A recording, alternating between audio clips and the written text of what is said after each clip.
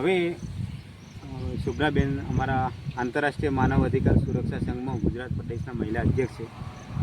બેનની રજૂઆત પ્રમાણે અમે જોયું, આ એપ્લિકેશન અમારી સંસ્થામાં આવી અને અમે લોકોએ અભ્યાસ કર્યો અને અભ્યાસના આધારે અમને એ જાણવા મળ્યું કે આ જે જમીન છે એ જમીનના મૂળ માલિક શોભનાબેન ડામોર અને અન્ય બીજા 8 વ્યક્તિઓ છે અને એ વ્યક્તિઓ પાસે તમામ પુરાવા છે આ જમીન બાબતના.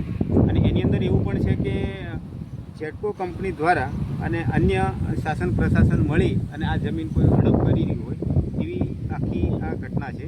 હવે એની અંદર મારું તો કહેવાનું એટલું છે કે માનવ અધિકારના નિયમ પ્રમાણે અને માનવ અધિકારના નાતે હું એટલું કહી શકું આમાં કે સરકારે, શાસન અને પ્રશાસને બંને આમાં વિચાર કરવું જોઈએ કે ખરેખર માનવ અધિકાર વિરુદ્ધના આ બધા સરકારી કામકાજ થઈ રહ્યા છે.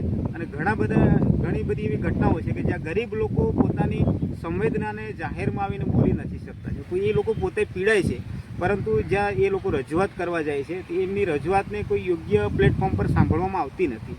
માટે આ તો ઠીક છે, શોભનાબેન છે અને આવા અન્ય ઘણા બધા અરજદારો આવી તમામ ઘટનાઓથી પીડાતા હોય છે અને એ તમામ અધિકારોથી પણ વંચિત રહી જતા હોય છે.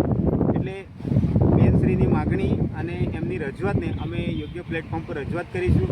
સ્થાનિક અહીંયા કલેક્ટર શ્રીને પણ જણાવીશું, કોર્ટમાં પણ આ મેટરને દાખલ કરીશું અને જેટકો કંપનીને પણ જણાવીશું કે તમે જે બી કરતા હોય વાંધો નથી, અમને કોઈ પણ તકલીફ નથી, પણ તમે યોગ્ય નિયમ પ્રમાણે, ધારાધોરણ પ્રમાણે એનું જે યોગ્ય વળતર હોય એ ચૂકવો અને પછી જ એને એ જમીન હોય કે ગમે તે અન્ય કોઈ મિલકત હોય એનો ઉપયોગ કરી શકો છો.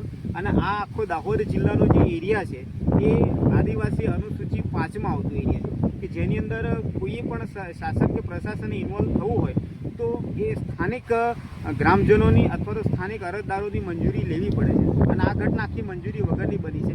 એટલે ખરેખર આ એક પ્રશ્ન ઊભો કરે છે. માનવ અધિકારના તમામ અધિકારોનું ક્યાંક હનન થતું હોય એ બાબતો આખો પ્રશ્ન ઊભો કરે છે.